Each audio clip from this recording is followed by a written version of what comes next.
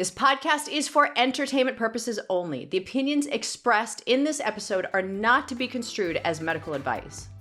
Welcome to Demystify Beauty, a weekly podcast about creating transparency in the beauty space. I'm Mackenzie Westmore. And I'm Dr. Paul Meets. Always good to see you.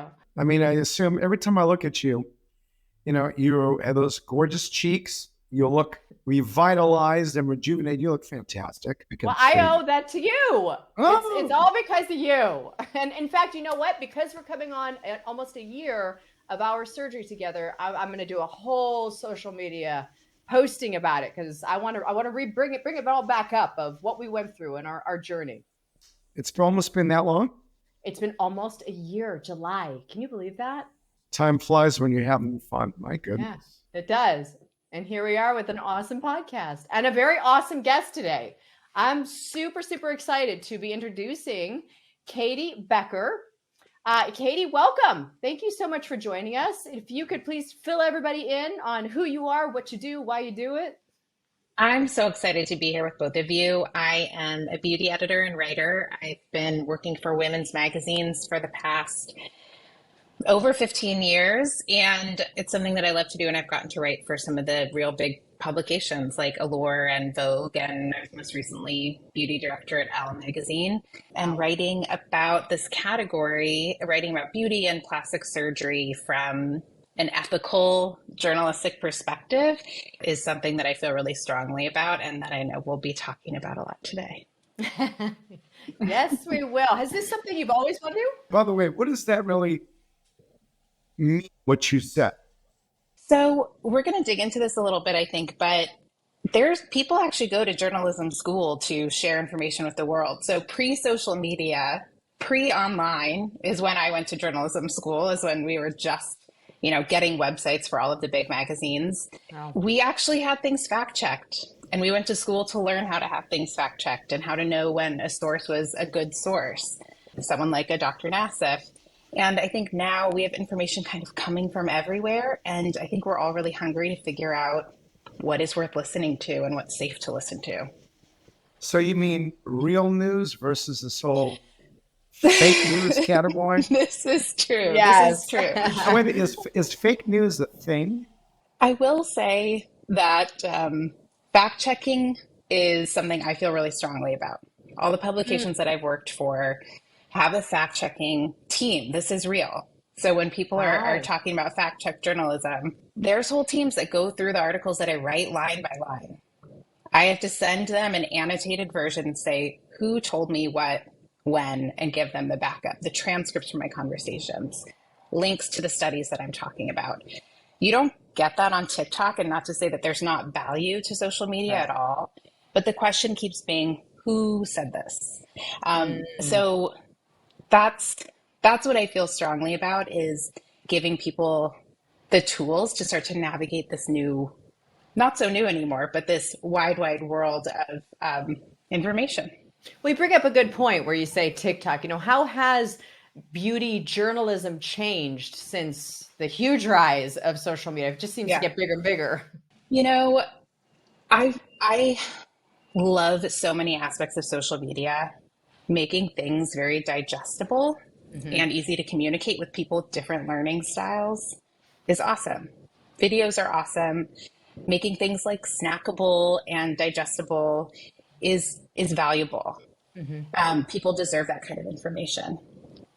What's interesting is that when social media started to become a thing, it was very threatening for a lot of magazines, a lot of editors, and a lot of the big publications going, well, that person didn't go to journalism school. That person didn't, climb the ranks that I had to climb. But the truth is that everybody deserves a voice. That's what I love the most about social media, is someone in the, not in New York or LA, saying, this is what I care about in beauty. This is what my experience has been like. I love the democratization of it. What gets really tough is that with so many voices, everyone is fighting for attention. So you end up with these very sensational pieces of content, and they can go viral or not have a lot of legitimacy to them. And that can be dangerous. That definitely, I would imagine, can be. So for me, listening to this, since I see what's on social media compared to, again, I'm older than both of you by just a few years, of course, being sarcastic with that. But I remember like when my brother, he went to, broadcast journalism. He got a degree. Oh, wow. And is it a BS or a BA? BA. Yeah, Bachelor of Arts. And I remember, again, when you have an article put together, you have to have the facts.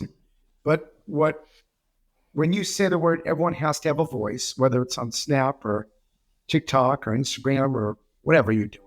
Anyone can say anything, and you don't know if it's real or not. Right. And so, but now, some of the beauty of the magazines, I know they all do online, of course, which makes it easier. So they all have an online presence. Do they have also social media presence right now where they'll put out some facts out there? The magazines all have their own social presence. You can't afford not to. There's a period of time where there was definitely resistance to it. Now, a lot of publications use their social as a way to promote those stories. What's tricky is that some of these stories go live so quickly that the fact checking doesn't quite happen with the same rigor that it used to 15 years ago when I was first writing for these publications. And so, honestly, I think that's where it comes down to, okay, well, what kind of legacy does this publication have?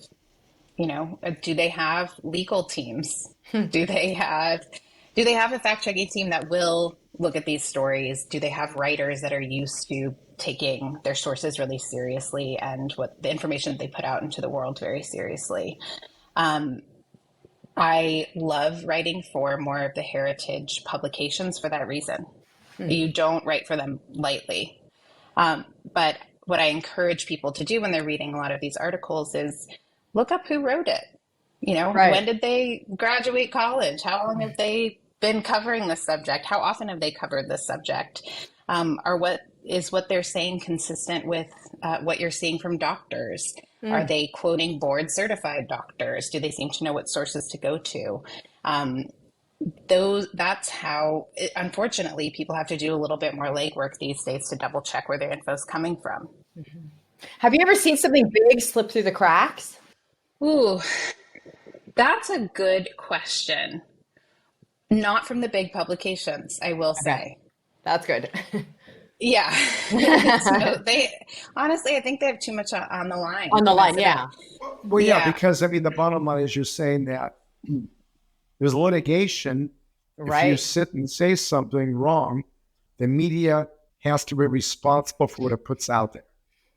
Yes. I mean, really, or whoever that person is in something writing an article. So you have a BA in broadcast journalism or journalism, or what do you have? Journalism, yes. I have a bachelor in journalism with a specialization in science reporting. Wow. That's actually where I started out, was more in science and in health. And I thought I might be an environmental reporter. I ended up going to health. And then when I was writing about health, I was asked to start writing about beauty. And I thought, well, this isn't really my world. And, I'll do a couple stories. But the thing is beauty has such a depth of science behind it. Yeah. And then it's married with the artistic and the fun. And I just can't think of a better combination. I'm so fascinated by this, and I would love to know your perspective when you see people like, Michaela on TikTok, and we had Mascara Gate happen, and you see things like that pop up. How, as a journalist, that this is what you do, like you studied this, you went to school. How do you feel when you see things like that pop up? That's tough. I know it's not coming from a malicious place, because I just don't believe that people are doing these things maliciously.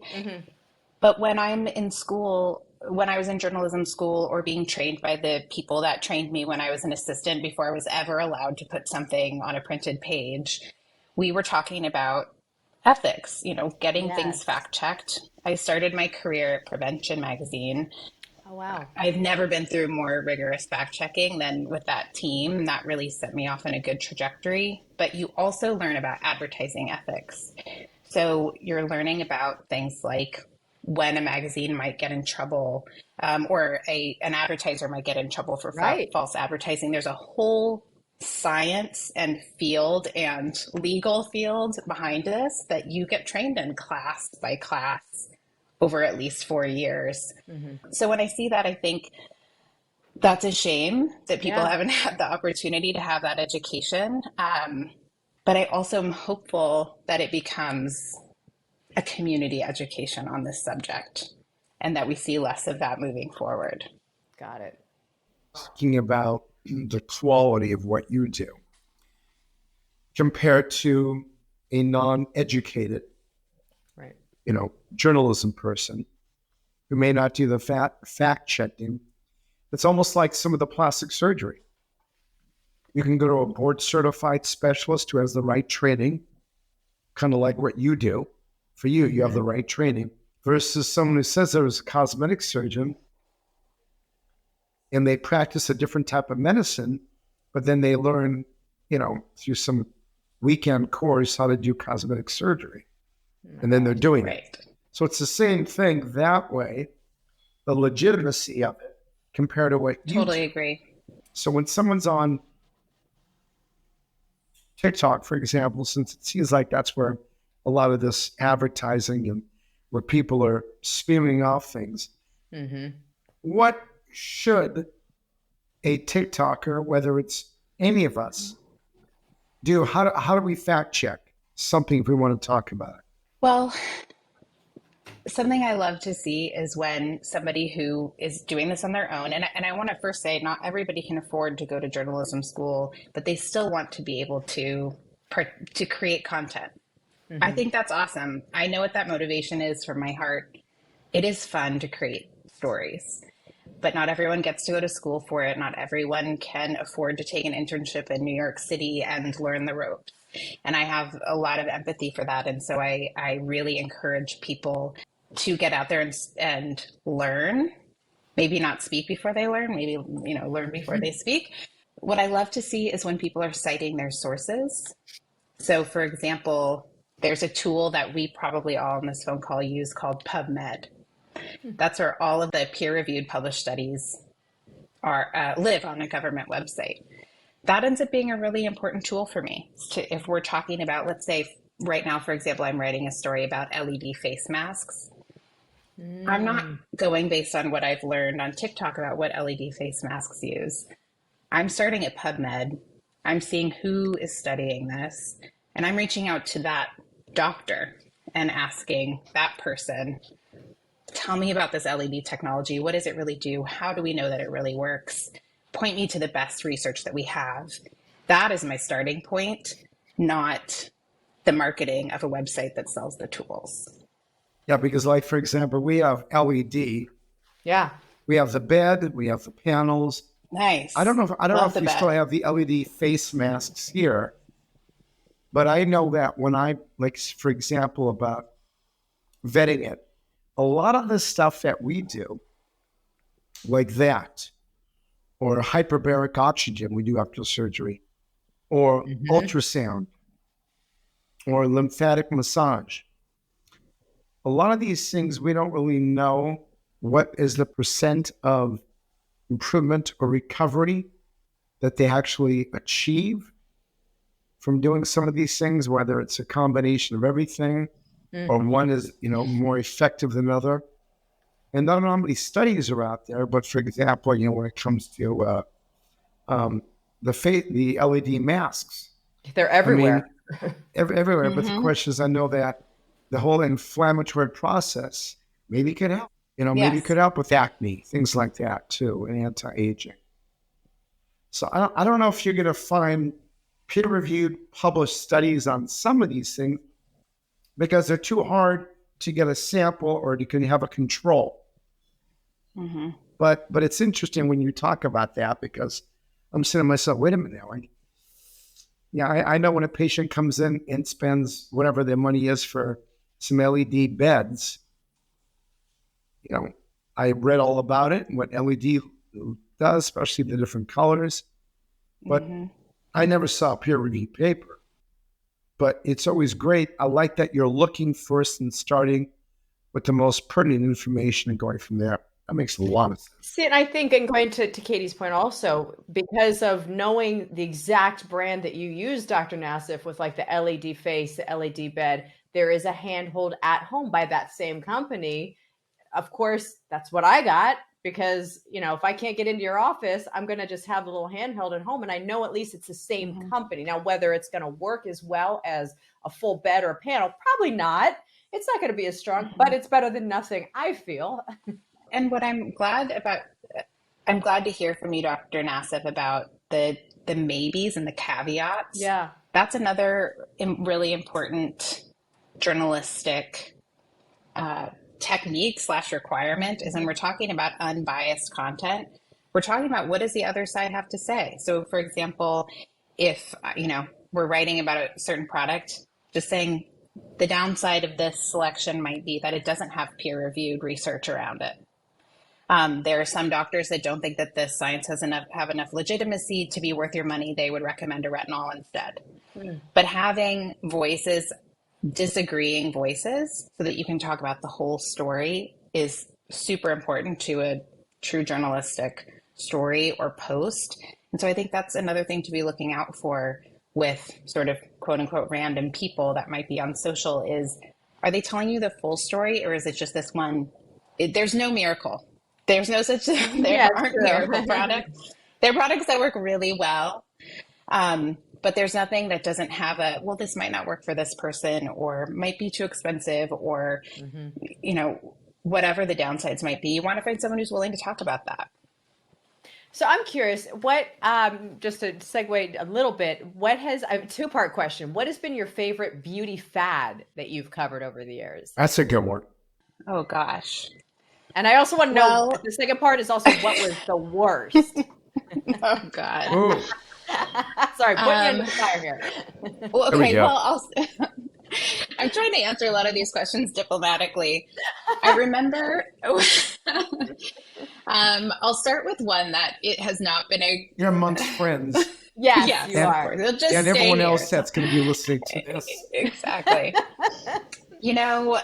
So at the dawn of social media, right, we're seeing people do these heavily contoured faces. Yeah. And I remember asking a very famous old school makeup artist who's been doing backstage for shows like Chanel and Dior for years, because that was a big part of my job, going backstage. Oh, wow. And I remember asking him, how do you feel about, his social media following wasn't much, because that wasn't his forte. His forte was being backstage creating art, not creating YouTube videos for people to watch. So I said, what do you think about these sort of uneducated people, right? They aren't professional makeup artists creating this content. And he said, I think that collectively we're all in Makeup 101 together right now, and I'm just going to have some patience. Makeup is a lot lower stakes than plastic surgery. So Very true. Very true. that's a whole other conversation. But yeah, probably the most painful fad has been like the really heavy, super, there's some people that love the artistry of that, and that's great. But when you're seeing that like on the street, I was sort of like, okay, hopefully we'll move past this sooner rather than later. Right there with you, Katie. Yeah. Another fad that was really fun for me when I was working at W Magazine, it was right when K-beauty was becoming a thing. Oh. Beauty balms were popping up. This is probably like 2014 or 15. Mm-hmm. And I met a woman who started this company called Peach and Lily. And she was just starting this K-beauty brand where she was bringing cool Korean beauty products to the US. And she would go to Korea. She's of Korean heritage. She would go to Korea, check out cool new brands, and come bring them to the US and help educate people about the 12-step regimen and what that was all about. Mm-hmm.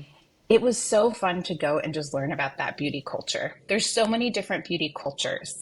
And I think, whether somebody has time for a 12-step regimen is really their business, their own business.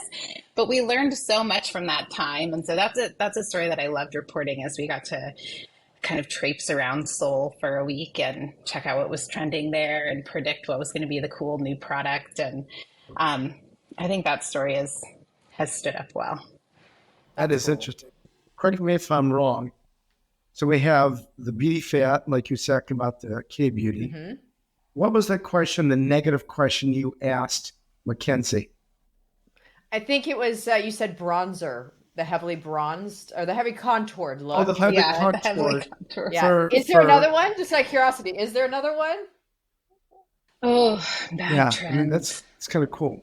And they weren't trained appropriately. No, I mean, this is like people who are in beginner makeup. And I do Yeah. think there's something cool about that. There's some people that are just never going to get to go to makeup school, but are curious about it. Like that is fun. I can imagine if I had had YouTube when I was 13, wanting to learn all these tricks and hopefully, educating myself Yeah. without wasting too much time and money. But there's something fun about it. And I will say there's the tricky side of social media that it can make young women insecure. I think it's Yes. also it's important to be thinking about that, and we have a lot of new research around that that's important to be aware of.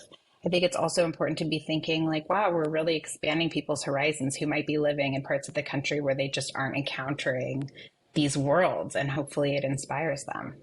Speaking of that, I had read something, and I don't know if this is true or not, but I had read that France is going to make it almost like a law for social media that if a photo is posted with a filter, whoever's posting it has to put that there is a filter on it. I love that. I I think that love is, that. I know some people are saying, well, that's governmental control, but I'm sorry. I think that is a necessity, like you said, for young women and men that are struggling with what they're seeing online and not knowing what's true and what's not. I think if Mhm. that's true that France is doing that, I'm all for it. It's required for advertising. If It you're doing is. if L'Oreal or someone is doing a mascara ad and they've Can't have enhanced, falsies on. lashes. Yeah. Yeah. Dr. Nelson, I Mhm. don't know if you're familiar with the mascara gate of what happened, but this No. influencer, Michaela, she did a brand deal with L'Oreal. And as she's applying it to show the length and the volume, it was a quick cut. And it is so obvious, as somebody in the makeup field, so obvious that when she edited it, she put falsies on when it was a quick edit. And you can so obviously tell. So it became this huge thing that everybody talked about. She disappeared for a little bit. L'Oreal, of course, that mascara sold through the roof because everybody was curious then. And then she just reappeared like nothing happened, which I thought was so odd. So Well, that's it mascara gate. disappeared. I'll let everything mellow out, and then just That was it. Yeah. I'm sure that was L'Oreal told her, chill out for a little bit. yeah, And just then, chill out, and they just come back and just ignore it. Don't even discuss it anymore. yeah. Full disclosure: Alice, my CEO, met Katie, and how did she find you? Because you're doing some, and I don't know how limited you are at what you're doing, but for example, me, as you know, with my skincare and also beauty in all different ways, and so what I do. How did we all hook up in Yeah. regards to working together? A big part of my job is my relationships with the PR people, the press teams. Through the grapevine, through those relationships, Mm. Alice had heard about me through a PR person that she was working with that I've worked with for years. And we were talking about the brand, about your skincare brand. And something that I'm having a lot of fun with right now is I've been working with brands on how to tell their stories more effectively. I still get to write as a journalist. I'm freelance now and still write pieces. But a big part of my job is talking to brands about how to stand out because you know what? In the last 15 years, there are so many more brands than there were when I first started doing this. It's so Oh, yeah. overwhelming. Yeah. As an editor, it's very overwhelming. And I think there's a lot of brands that have incredible magic to them, incredible formulas that more people should be aware of. And I love helping tell those stories. So that's how we hooked up. Is I got to know your brand a little bit better and work a little behind the scenes, which has been awesome. And it is a great brand. I Yeah, love I mean, so, Hydrate. Yeah. and that's how we kind of did this, and it's great because she interviewed me, Mackenzie, for quite a long, very extensive interview, and put me through the My ringers, specialty. Really? really to I love it. see if the products were credible. And you can tell by the way she was interviewing me that if I wasn't credible, or if I pulled these products off of a shelf from a chemist, because a lot of Yes. practices will just get a white label something, Uh, then it's not a real skincare. right. And so she really kind of in there, and she vetted me would be the right word to see if it's Wow. appropriate, since you don't want fake news, you don't want fake skincare. So It's true. kind of the same thing. So that's when I kind of knew that you were the real deal. When Thank we you. talked to you guys. It makes sense with your schooling background. It makes sense that you would be asking the hard questions of somebody like Dr. Nassif. And, it makes sense. And the further along I get in my career and the more and more brands there are, it honestly becomes an urgency of time. That's not the case in our conversation. I wanted to learn more, but it's there's so many brands now that when people do approach me because they want me to write about them, I have to really quickly figure out whether I'm staying on this phone call for 15 minutes or an hour. And Wow. if I sense that there's nothing, if I sense that there's actually not going to be much happening behind the curtain, I just stop asking questions. Okay, I'm curious. Yeah. Can you sniff out the BS right away? Yes, usually because the answers aren't very specific or Interesting. because So we've had editors have had a real struggle with this in the clean beauty movement because there are so many brands that will come to us and the founder will say, this is a story I've heard a million times. I was pregnant with my first child. I happen to be pregnant with my first child right now, so I can relate to it. But people come and say, thank you. Pregnant for the first time, became really concerned about the products I was putting on my skin and decided I needed to start a skincare line. Oh my God. That is a beautiful motivation. But the question is, if we're talking about clean, if we're talking about sustainable, why do these new products need to exist? What have you discovered that is a big, scary ingredient that no one else has figured out yet? So that's where I start digging. What have you found that's actually of concern? And how do you know it's of concern? There's a lot of fear-mongering marketing right now around clean beauty, and unfortunately, it's delegitimizing the category. I think it's awesome that people are pushing the conversation forward in terms of safety, but we can't just vilify everything. Right. Yeah, it's very true. And I know That's a good point. skincare is definitely more, there are a lot more eyeballs on skincare and the legitimacy than makeup. Makeup you can squeeze by a little bit more, but but even with Western Beauty, I know everything is paraben free, sulfate free, where it's important. But we always say it's responsibly made. Skincare, there we go. Yes. That's a different ballpark. When it comes to now just out of educational or knowledge about, let's say you do a story about a procedure. Mm-hmm. Some of the people that you might speak to, whether it's a physician or that person, makeup artist, esthetician, whatever, they actually, are going to have all the information. But, and this might be a question also for Mackenzie. So when the patients come in, customers, whatever you want to call them, and since they have the internet, because as you know, you can read how to do a surgical procedure on the internet. Oh, that's disturbing. But when the patients that do come in are customers that know everything, what is your whole thought about how you deal with the know-it-alls? And that might be involved in what you do, Katie, but also, of course, with people that Mackenzie deals with. I'll answer mine later on after. I got an answer, but Katie, you go ahead. You kick it off. Oh, I'm dying to hear from both of you. I'm trying to be the informed educator, the stop that they arrive at. I wrote a story for the Zoe Report about buccal fat excision. This was maybe a year or two ago. Yeah. This is a perfect example because I want to put out information that acknowledges that there are people out there that are having success with that procedure and that really feel like it was the right decision for them. There are also doctors that refuse to do it. There are doctors that think that it's great and they'll do it right then and there. There's a real wide, that's sort of a controversial surgery these days, but very popular, and there's so much attention on it. So that's a long story. That ends up, you can't really do that story in 500 or 250 words. We're talking about a 2,000 word story at least. And it's important to me that I'm interviewing.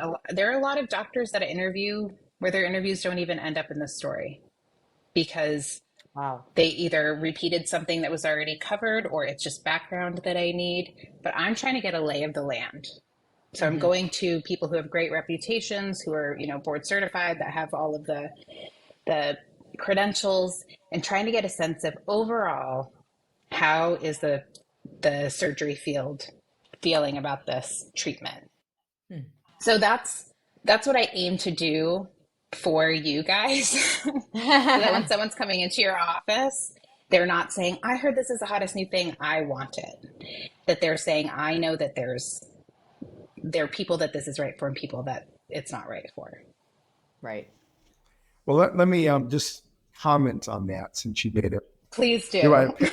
Patients will come in saying, they saw whatever the celebrity is having that procedure and they want it, period. Yes. And they act like they know it all. But you're right, they haven't heard about or read about, okay, what happens to you, as you get older and you lose facial fat? Maybe someone who does come in who's very full in the buccal area is a great candidate for it. But it's not for everyone because then it leads to hollowness. Right. And that's what makes you look older as you age.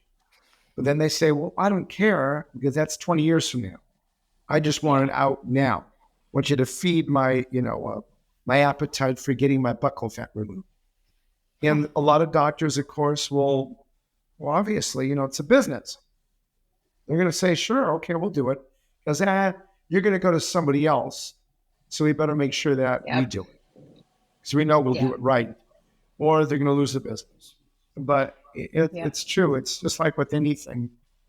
You have the real and the fake aspect of the information, just like how you're doing the research on it, and the doctor has to also do the exact. Do you encourage people, Dr. Nassif, to go to multiple surgeons before they decide to go with you? Are you happy to have them get a lay of the land? Or does that make you nervous? No. In the beginning of my career, I always told patients that, listen, it's always good for you to have 3 consults. Mm-hmm. And some patients, when they come to me, they already have studied and know who I am. They already know my work, and they already know that I'm coming to you to do my facelift of my nose. I don't go and say, oh, why don't you go out and see 2 other doctors? I don't do that. At my stage and my level, I don't have to.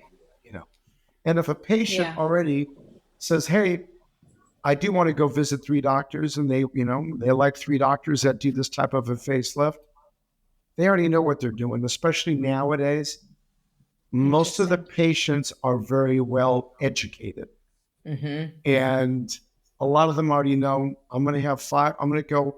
I'll have patients that will come and say, hey, you're the one, or you're one of 7. I mean, I know even for myself, Katie, I don't know if you know this, but Dr. Nassif and I worked together almost a year ago to dissolve all my fillers. And it's crazy to think. Yeah. Dissolve all my fillers, and he completely reconstructed me. And because it was like, droopy skin. And it was like I always say I look like a Shar-Pei. I was like, hey, dragging the skin with me as I walk. Yeah, I did.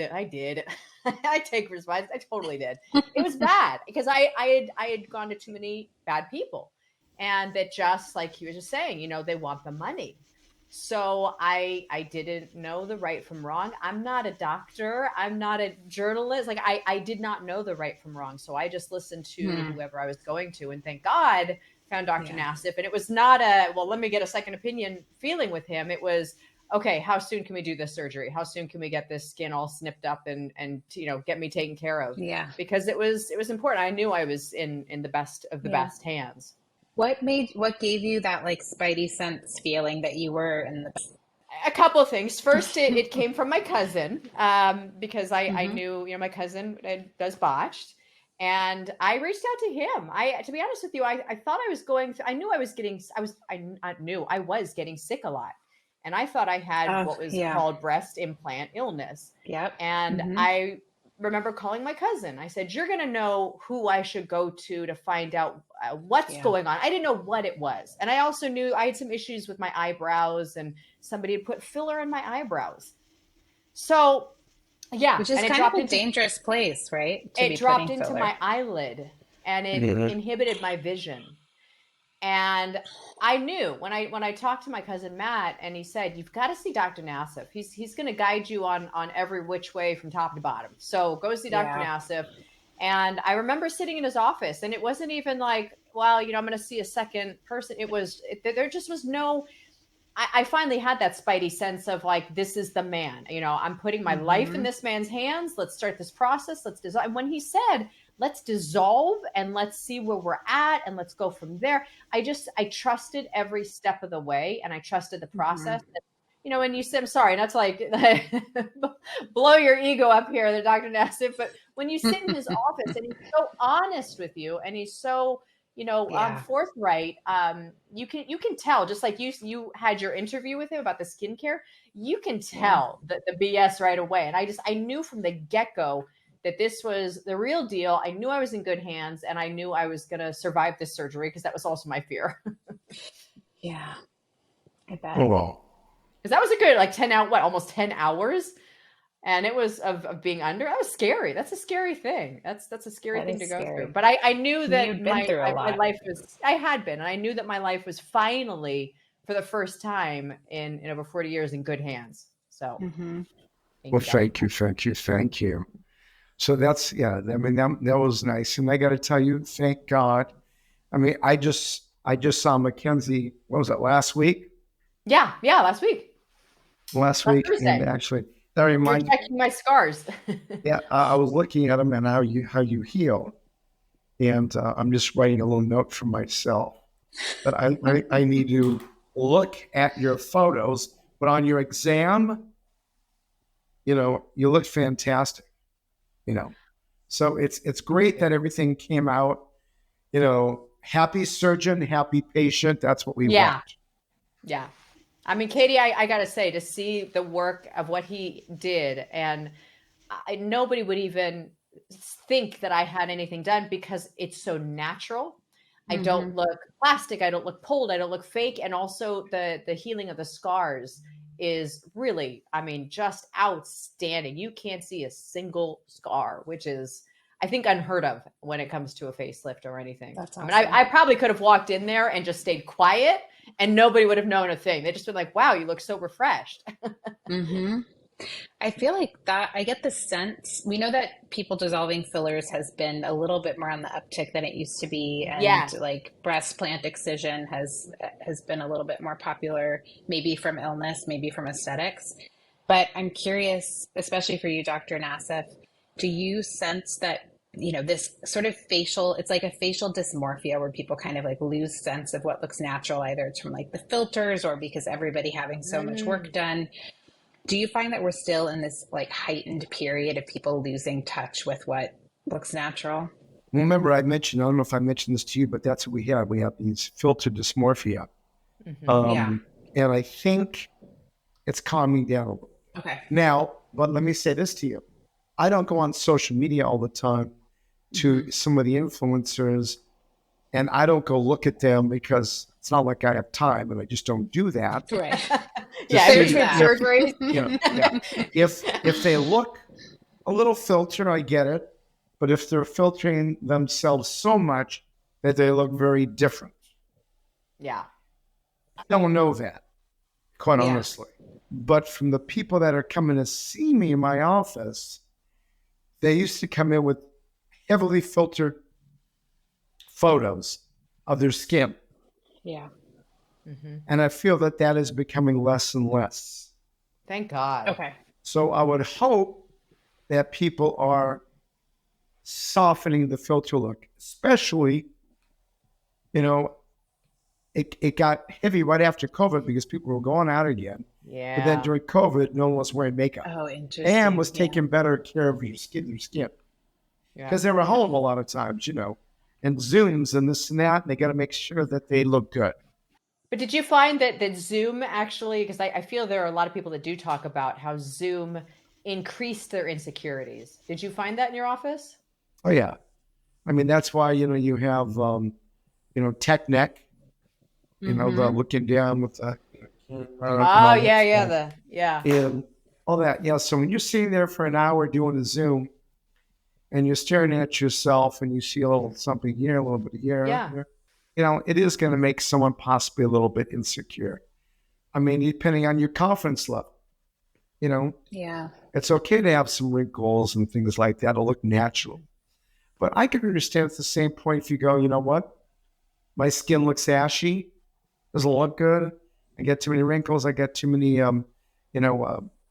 my texture isn't great. My pores don't look great. And then maybe it's the thing like, hey, I need to start taking care of myself better. That's a positive thing. Right. And going back, I think just a little bit, on the makeup side, when we were talking about earlier with social media. Yeah. I remember one time. Now, granted, I'm like bottom of the barrel here of the three of us. You guys like major pros. I'm not even a makeup artist. I just come from makeup family. I did take makeup classes, so I do know a thing or two, but obviously not at the level that you both deal with. The frustrating thing that I find is that, I've posted a couple videos on TikTok. They've gone viral. One hit 6.4 million. That's another one, 5.7 million.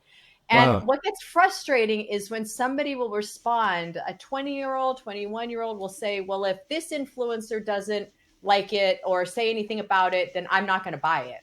And I just stay quiet, but somebody I remember responded underneath that, do you even know who you're talking to, whose family you're talking to right now? Do you realize that probably felt good? Westmore? That did. I, again, stayed back. I stayed quiet. I was like, yeah.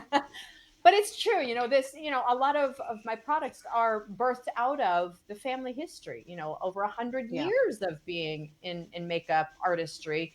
So, when I see things like that of, well, if this influencer doesn't promote it, I'm not going to buy it. It's like, oh God, come on. Isn't that so interesting? It's fascinating. It is fascinating.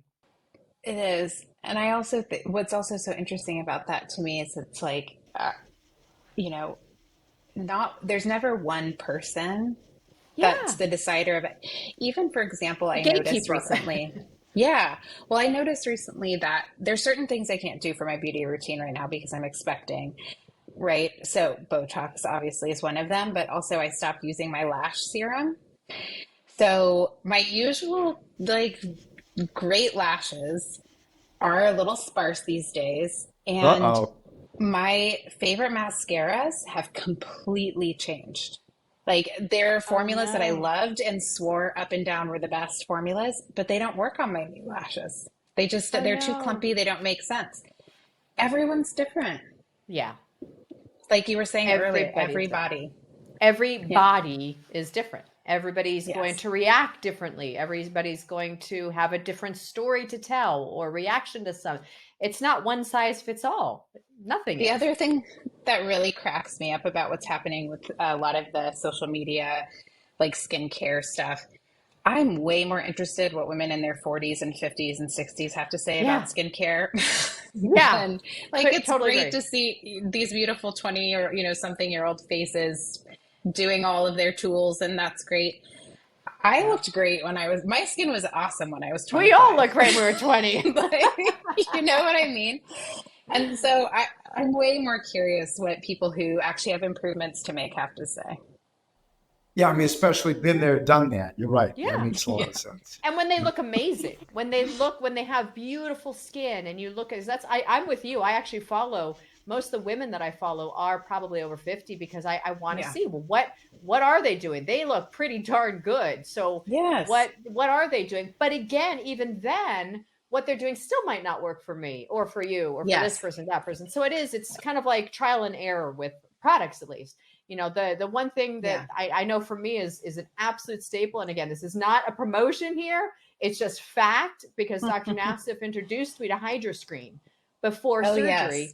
And it's my primer before I put my makeup on. It's my go-to. I love that. So that was one that it's my end all. Love that. Thank you for that, Darwin. I like that little extra. True. It's true. I need more soon, actually. Well, I will tell you, I mean, this has been, it's always educational. It's like when I'm listening to a medical lecture. I just got back from Vegas and I ran a symposium on aging face and nose, rhinoplasty, and facelifts and neck lifts. And I always learn something about what level I am. You always want to keep continuing education and get better and better. And today was no different. Every time I'm on these podcasts, whether we're talking about Ozempic, we're talking about a new procedure, we're talking about breast surgery, journalism, writing, fake news, real news, fact checking. It's kind of nice to hear today that, there's legitimacy always involved when putting articles together. And that's what you do, Katie. Thank you. Yeah. I appreciate that. It takes a lot of work. I bet it does. But you know what?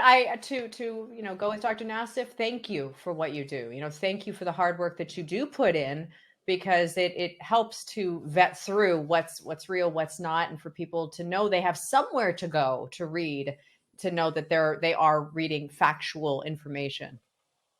Thank you. I really appreciate that. But really quick though, Kate, do you have any social media or anything that you want to promote? So you can find me on social like Katie Jane Becker. Jane is spelled Jayne. And that's where I post, KATIEJAYNE, Becker. And that's where I promote a lot of the stories that I write and pieces that I'm working on. And they're about everything from sustainable packaging to plastic surgery to cool new makeup artists. Oh. So it's a real diverse range of subjects. And lately it's been maybe a little bit more like growing belly bump pictures. But for the most part, I really like to cover beauty. And Mackenzie, as usual, it's nice seeing you. Wonderful seeing you. We always have fun. Yeah, we do. And I'm going to go back down. I got to go start this. Remember, Tuesday's my patient consult day. Mm-hmm. So I'm going to go do that. Wow. And I'm going to say again, it was great seeing everyone. And Katie, thank you so much. Thank you. Thank you, Katie. Thank you for listening to Demystify Beauty, produced by Gotham Production Studios.